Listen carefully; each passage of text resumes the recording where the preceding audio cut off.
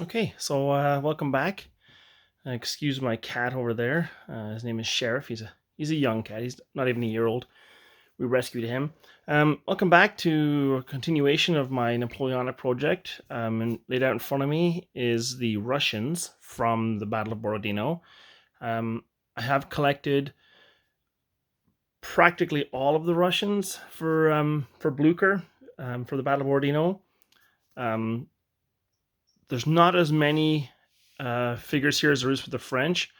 There's only about 2,400 Russians, and that's because a large amount of the troops available at Borodino were actually levy or opolcheni or whatever they were called, and I didn't buy any of them. I bought this army with the expectation of doing Borodino, leaving the opolcheni out, leaving a fair bit of the Cossacks out actually too, although I do have quite a bit. And that way I could use this force in other scenarios or other battles like Lutzen, Bautzen, Leipzig, those types of things. So I didn't paint them. Plus, in Blucher, having 6 bases of Opolcheni really stymies, even though they're kind of garbage and they don't do very well. They're still a significant block on the table, and in the battle, historically, they were used kind of like as a stretcher bearers and dig the fortifications and stuff like that. Although there was several thousand that did actually fight, they were more used as just blocking forces. And I didn't feel like painting 200 Opolcheni just to have them sit around for one battle. Anyway, this is the Russians. I have the 2 Russian armies. I have the First Army of the West and the Second Army of the West. I'll get down closer to the table. We can see them. I realized on the French showcase that I didn't spend a lot of time on the regular French units, and there was some interesting ones. So I think when I have more time on the weekend, I'll actually redo that video or show off the units in more detail. I realized I didn't even get into the artillery really at all, and I was having a bad day, so that was about as much as I could. I had the energy for that day. But here we have the Russians. On my left side here, this group here, I'll just pan over because I could not zoom out far enough. This group here, all the way up to the back, that's Bagration's Second Army of the West. All here from this way forward. Oh, there's my cat jumping off the table. From here all the way back there is the First Army of the West. And right here in the center is the Russian Imperial Guard with the reserve artillery. They are technically part of the Army of the West, but they kind of stuck around with the Emperor and the Grand Duke. So technically all this is the First Army, all that is the Second Army. I won't get down to them in more detail.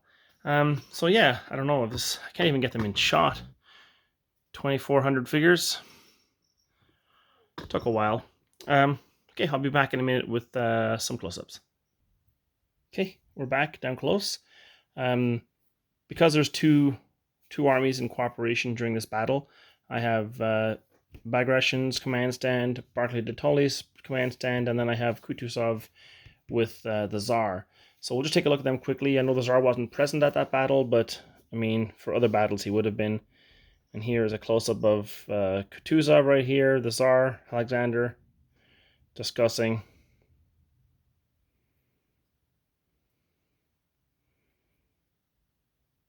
All very basic paint jobs, but there's Adler figures are just so nice. Their command pack is amazing. So there's Kutuzov. We'll do Barclay de Tolly next.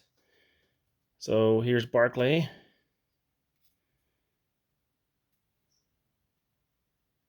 With his command staff.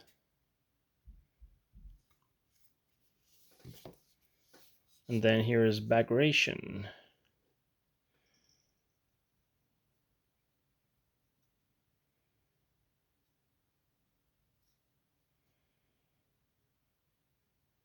Just some wrecked cannons there on the side. So that's them. We'll go into... I'll just zoom out a little bit first and go into the actual cores first, and then we'll go in depth into the figures. Okay, so starting with Bagration's army, I know I should probably start with the First Army of the West, but I've already committed to this. This is, right here we have the Russian 8th Corps right here. There's 3 divisions in the 8th Corps, along with some artillery. There is here we have Sheaver's 4th Reserve Cavalry Corps. We have the 2nd Heavy Cavalry Division.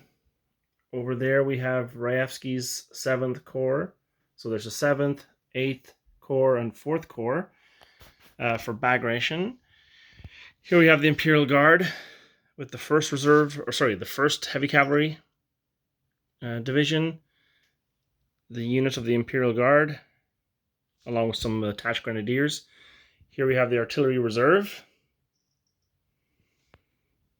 We have the, I think that's the 2nd Reserve Cavalry Corps, the 1st Reserve Cavalry Corps. We got a bunch of Cossacks. The 3rd Reserve Cavalry Corps. That is the 6th Corps, so Dokturev's. This is the smaller 2nd Corps under Bagavu, and this would be the 3rd Corps under Chukov. And I'll just show a little bit more here. We're going to go into the units in more detail, but I just wanted to show you the actual units.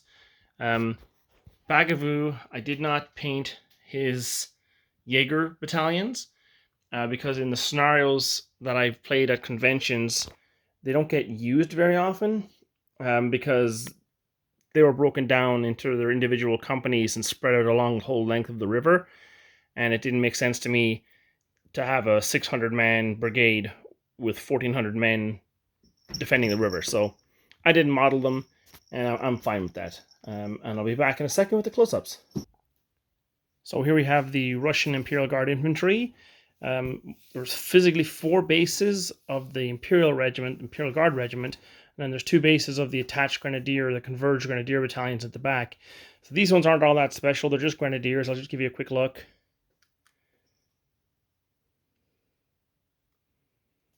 Just Grenadiers again, you know, the 2nd Brigade of the 5th Corps, 2nd Grenadier Brigade Division. We'll just do two of those. So I'll just take them out of the shot for a second and we'll go into the Imperial Guard in a little bit more detail. So this unit here is the, I don't even know how you say that, Prebryansky Regiment.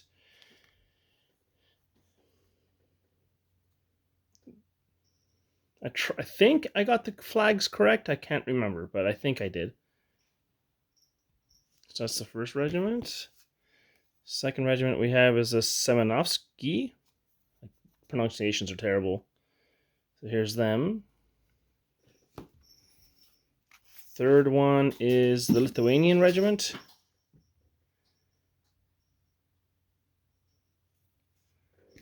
And then you have finally the Ismailyov regiment. So there's the 4 Imperial Guard regiments. They have they're on their own brigade bases because the units were fairly sizable, and in other battles like Leipzig and stuff, they would be brigade size in this game. And then finally, I have the last regiment is these are the Guard Jaegers, the Finland Jaeger and the Marines. I'll put them on a more aggressive advancing style. I tried to get the uniforms as correct as I could, but I mean, it's hard on such small scale. But they have white pants, they have green pants. Not sure what the difference is, which one's which now. It's been so long. But there we have it, the 5 brigades of Imperial Guard infantry. And we'll move on next to the cavalry. Okay, we're back with the Imperial Guard cavalry. This is also the Russian 1st Reserve Cavalry Corps under Uvarov. Is that his name? Uvarov? More cat hair. Yikes, cat. Driving me crazy. And there's him with his 2 Cossack friends.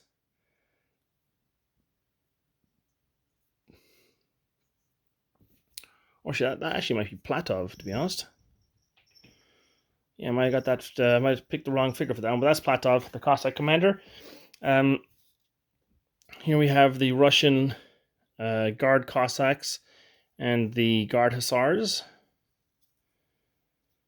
I had to use the regular Cossack units because I just didn't want to order a small pack of the Guard Cossacks from Adler, so it's fine. Looks okay. There's the Guard Hussars. Here is the Guard Dragoons and the Uhlans.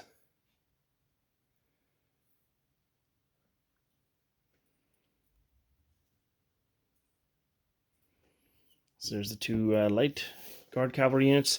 This is just an extra part of the Russian Reserve First Corps Reserve Cavalry. It's just the two Dragoon regiments that were part of that. Now, I don't have the thing stuck here to the back of them because they actually haven't been in a game yet, so I didn't bother putting them on. But those are the two Dragoon regiments that were part of Uvarov's corps. Now here is the two Russian heavy cavalry guard regiments. So you got the Life Guard and the Horse Guard here. But they were part of the 1st Cuirassier Division attached to the Guard. And here's the remainder of the Russian Cuirassiers from that division. 1st Cuirassier Division right there. So these two bases make up the Russian Heavy Cavalry 1st Heavy Cavalry Division, although 2 of them are Guard units. The rest are just regular Cuirassier. So we move on next to the artillery. So the Guard Artillery and the Artillery Reserve I'll do as one. Here's the Guard Artillery unit. I didn't focus on the French one so much.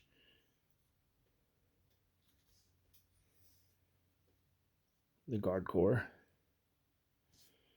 And then here's the Guard Artillery. So on some of the units I put figures in behind like these ones here, and some of the units I didn't. The reason why I did that was because during Borodino, a lot of the Russian guns were in static positions. So it didn't make sense to have a whole bunch of horses connected to the back of them if they were in the Great Redoubt or the Fleche. So that's why I didn't put a whole bunch of stuff back here, so that when they were in the actual Redoubt, which I modeled, it looked kind of normal. So that's the one unit. And then for these ones here, the reason why they have a little fellow there on a horse is because these were the more mobile units with lighter cannons. And then I could also use them as maybe proxy horse artillery just by saying like, hey, the guys with the horses are way more mobile, like this one here. This would be although the horse artillery I think had a different headdress, but hey, that's okay. So there's the main Russian artillery reserve there. 4 bases. Now in the game of Blucher, if you had 4 bases like this in a row, it would eventually blow a hole in an entire line. So it may not seem like a whole lot, like the Russians had hundreds and hundreds of guns at the battle, but in the game, I broke it down to 4 bases. I actually forgot to show you off the Grand Duke. So here's Constantine. He wasn't actually present at the battle. I believe he had a huff and went home, but I've modeled him as the Guard Corps commander. So that's him. And here we have the 3rd Corps. This is General Chukov's corps, so here's his command base. I just wrote his name down there so I could remember for the convention games who was who. That's the command base. And then here is is this the 2nd Grenadier Division? Oh, the 1st Grenadier Division, the 3rd Brigade. And you can see in the battle that I played, it fought hard. And I put the Grenadiers in like a sort of like an attacking formation. Looks really cool. I think it looks cool. Here is the 2nd Brigade. The same thing. Kind of tightly packed. And then here is the 1st Brigade. Is that the 1st Brigade? Yeah, this is the Pavlov Grenadiers, which are really, these bayonets are hard to get to stay up, with all the people touching them and storing and moving around. Anyway, I'm not making very good content here, but this is the, apart from the really bendy bayonets there, that's the Pavlov Grenadiers. And they'll be into the Guard in 1813, so I can also use them as Guard units. Hence the reason why I didn't permanently put this green identifier on the base. I wanted to be able to just, take it off if I wanted and change it. We'll move on to the 3rd Division of the 3rd Corps. I think this is Konovitsin's division. Either way, it's the 3rd division of the 3rd Corps was probably the best regular army division, regular infantry division in the entire army. So here is them. Now for the Russians, I did them in greatcoats. For the infantry, I did them all in greatcoats because after doing the Russian Guard and some of the Grenadier divisions, and I was so tired of painting the Russian uniforms after doing all the French that I said, you know what, greatcoats, paint them brown, put the white striping on them, and leave it at that. So most of the units are going to look like this. So I won't show you this unit over and over again because it's just replicated. But you can see where I did the 4-man frontage by 5-man deep, just to show the more compact Russian columns. And then some of the Jaegers, I did them in the greatcoats as well, but I made them with green jackets, black piping, or sorry, black what are those things called? The strapping, and white pants. Now, whether they're white pants or green pants, it doesn't really matter, but I went with white anyway.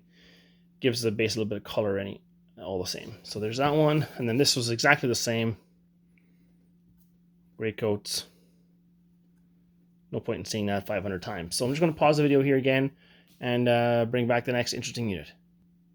Okay, you've already seen the 1st Reserve Cavalry, so I thought maybe I would show the 2nd right here in the 3rd Reserve Cavalry Corps. Each of these corps is 3 brigades, so that's why there's only 6 stands here. Some of the French corps, although in the game terms, the French 1st Cavalry Reserve Division, or 1st Reserve Cavalry Division had, they had 7 brigades alone. The Russian units, the horse cavalry units, were much bigger. They had 800-man cavalry regiments, whereas French brigades were barely even 800 men. So this brigade here, the 2nd Corps, it might have had 1,600 horsemen, but it's still only 1 brigade. But in the game, there's a really interesting way of modeling an oversized regiment. You can just, this says Dragoon here for some reason, but you can just give them more hit points, and that will simulate more figures. So there's more than one way. So in the French, in terms of the French units, they might have 1 cavalry brigade of cuirassiers, but it might only have 4 hit points, or elan they call it in the game. It might only have 4, and that could just simulate this. It's an understrength unit. So there is ways in the game to simulate 2 cavalry brigades hitting. Although one might be twice the size of the other one, there is ways of simulating that in the game. So for me, I just went with brigades. There is 3 brigades in the Russian Reserve Cavalry Corps. So that's what I have. I have 3 oversized units in each one. I just showed you this one here, but this is the light brigade. Has the unique purple Uhlans and the Hussars. Tried my best to get the colors right. I think, overall successful. And then you have 2 brigades of dragoons. I have my stickers on the wrong ones. There's the dragoons and some more dragoons. Again, pink cuffs and orange cuffs. So although they look kind of the same on the tabletop, I know that these are orange and pink, and these are dark blue and green. So that's that corps, the 2nd Reserve Corps. We'll take these guys out of the way. Here's the 3rd. Again, they have 2 Hussar units in the light brigade.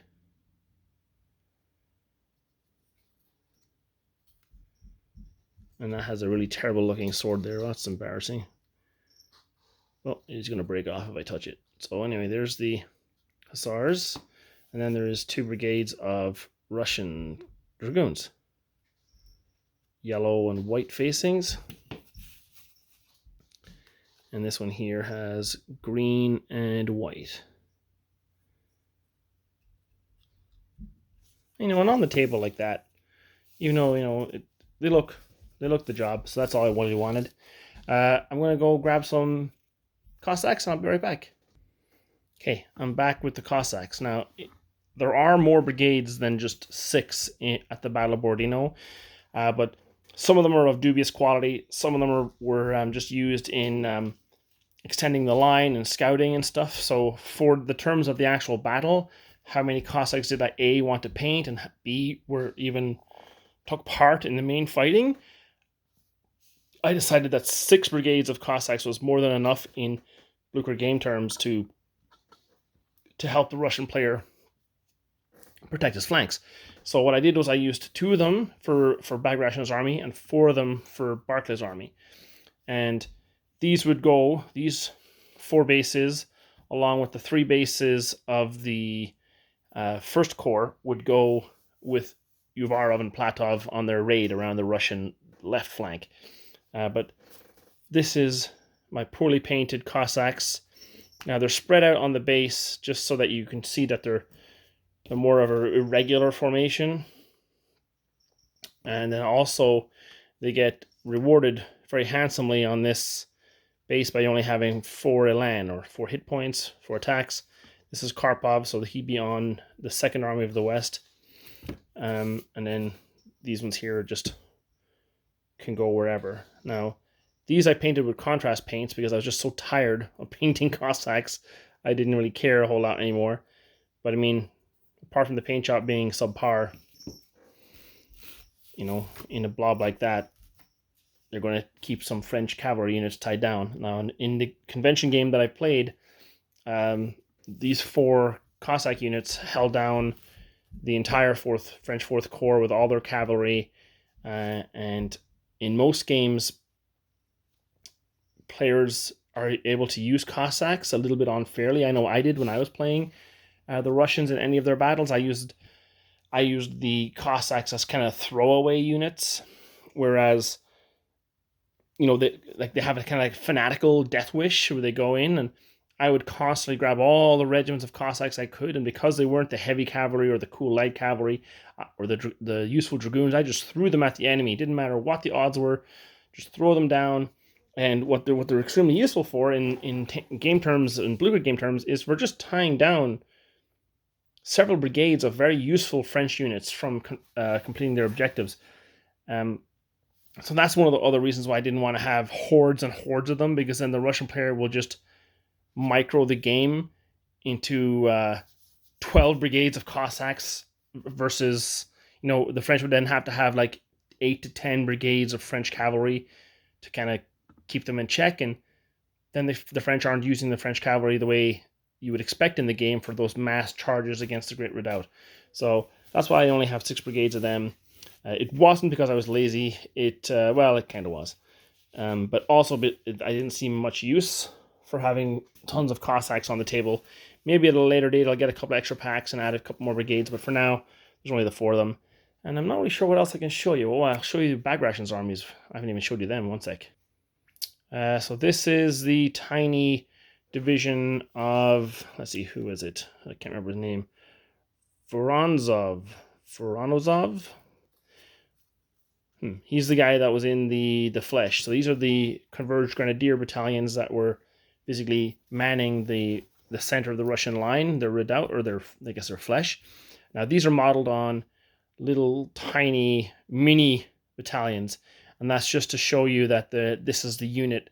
They're not a grenadier, a full-scale grenadier brigade like this. They're kind of ad hoc.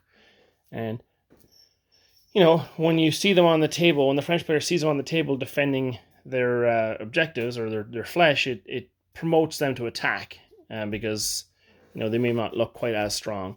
Even though, if I go here, you can see this one was almost wiped out.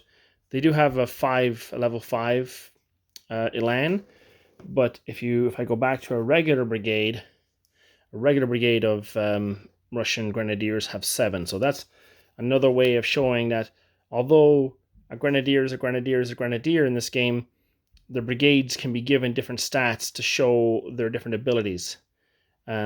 Also, this brigade does not have any attached artillery, whereas this brigade does. So it just gives them an extra pot shot and helps with manning the, let's say, for instance, the French artillery managed to silence the guns in the flesh. In the defenses, these 2 units still have technically some cannons that they can man. And that's why they're like that. And I rather like them. They look actually kind of cool with their little mini battalions. Okay, and I'll be back with some more units. And this is the Prince of Mecklenburg's Grenadiers. Now, I didn't do him in the fancy advancing pose. I just did him in a regular marching column, attack column. And he's one of I think it's the 8th Corps. He's one of Borodino's divisions. It's a Grenadier division, and there's 3 units of Grenadiers. I tried my best to match the flags up as best I could. And there's 3 units of those. No point in showing all of them. They all look almost identical. And then I will show off the famous 27th Infantry Division under Navarowski. And there's Navarowski there. Let's move these out of the side. I apologize for my... Oh, that's an artillery piece. I apologize for my bad cameramanship here. I don't know what's going on. Here's the 27th Infantry Division. Again, it looks identical to the way I painted the others. Am I not getting in focus there? Just great coats. You can see by our battle, this unit got eaten pretty bad. 2nd Brigade. How well did he do in the battle? Oh, he survived a little bit better. 3 points left. And then we have the Jaeger Battalion. No flags on the Jaegers. No need. Oh, and he was completely destroyed. Navarowski. So that's the 27th Infantry Division. Then they also have their attached artillery. And just put a little, they have their stickers here as well. The 8th Corps Fort Artillery. Each one of these blocks designates their hit pool as well, like their elan, but also how many dice they fire in the different rounds. So the first time they fire, they get 6 shots. Second time 5, third time 5, 4, 3, 3, and then once they've used up their last one, they're out of artillery, and you just basically take the thing off the board, and it's of no more value. I only have one more unit to show, and that is I have 2 more units to show. That is the Reserve Cavalry. I already seen that one. So here's the 4th Reserve Cavalry Corps. This is Bag Ration's 4th Corps. And let's see, we'll start with the Light Cavalry first. And here we have the distinctive brown and mustard colored Hussars and the Uhlans. They didn't do too well either. They were heavily engaged in the battle we fought. And here we have some more Dragoons, blue and like a wine colored red for their facings. They were almost destroyed. Yikes. And then we have these ones here, which are orange and what looks like green. So this is the more Dragoons, and they were almost destroyed too. So you can see the fighting was heaviest around the center of the map. And that's really it. I only have one more unit left, and that is the 2nd Heavy Cavalry Division, 2nd Cuirassier Division, what you want to call it, under, I'm not sure if it was General Corning or Duca that commanded this division, but there he is there. And then the first ones you have here is you have these ones here, these Cuirassier, these 2 battalions or regiments. Very similar in look to the Dragoons, but they're not quite. And then I put these 3 in sort of an attacking pose. You got the pink ones, red ones, and I can't remember what that color is there. Dark purple. Sorry for the shaking. My cat just keeps jumping up and down off the table, throwing me right off. And he's going to attack my light stand here in a second. Would you stop that, you big bugger? Okay, anyway, and that's the Russians. That was a very poor video, very poorly laid out. I'm just going to tidy up the table, and I'll be back with all the figures back in a main view, and we'll see you in a second. Okay, and there's it all zoomed out and organized a little better. So that is the Russian armies for the Battle of Borodino, along with all their command, their heavy cavalry, their Cossacks over there, their regular 1st Army Cavalry, 2nd Army Cavalry, Artillery Reserve, and all the corps. So you have the 2nd, the 3rd, the 5th, 6th, 7th, and 8th, and then of course my cat, who just loves to attack all of my stuff while I'm recording here, and he's about to attack my light stand again. But before that happens, I'd like to thank everyone for tuning in again. I'm very sorry this was such a jumbled video. I'm not sure what the hell I'm doing anymore. if I could get my kid to stop screaming upstairs while he's playing a video game and my cat will stop attacking all my stuff, this might be better edited. But it is what it is. So thanks for watching and tuning in. This is my Russians. Just missing a couple of units from the 2nd Corps, some Jaegers, a couple more Cossacks maybe, and that's about it. My next project in this scale will be Austrians and probably more Russians, but from the 1805 campaign. They have a completely different headdress, and I like it a lot more than these ones, a lot less cords to paint. So I am currently 3D printing off my own 6mm armies, which will give me the ability to do whatever army I want. And I think I'm going to do the Austerlitz, the 1805, 1806, 1807 campaigns for the Russians and French. That way I can have some Austrians thrown in there. I could go later and do the 1813 and use these in the 1813 battles as well, but I might still do that, but I think I'm going to go back in time even further to 1805. Anyway, that's it for me. I'll see you again in the next video. It probably won't be Napoleonics. It might be something different, maybe a little bit more ancients. And we'll see you again. Thanks. Bye-bye.